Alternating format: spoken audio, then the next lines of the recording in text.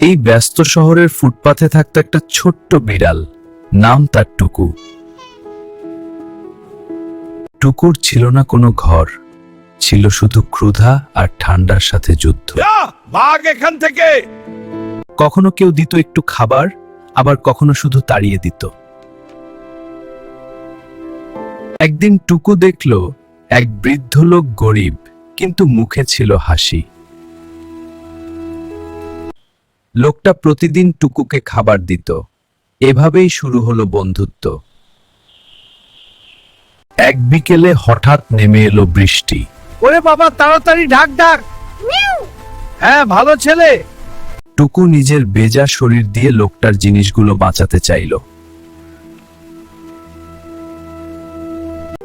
লোকটা বলল, তুই তো একটা বিড়াল, তবু এত বড় মন। কিন্তু একদিন লোকটা আর এলো না।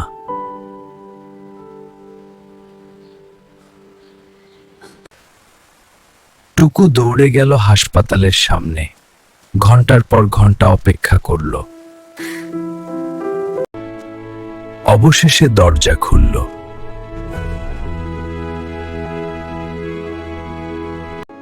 আজ থেকে তুই আর একা না, তুই আমার পরিবার।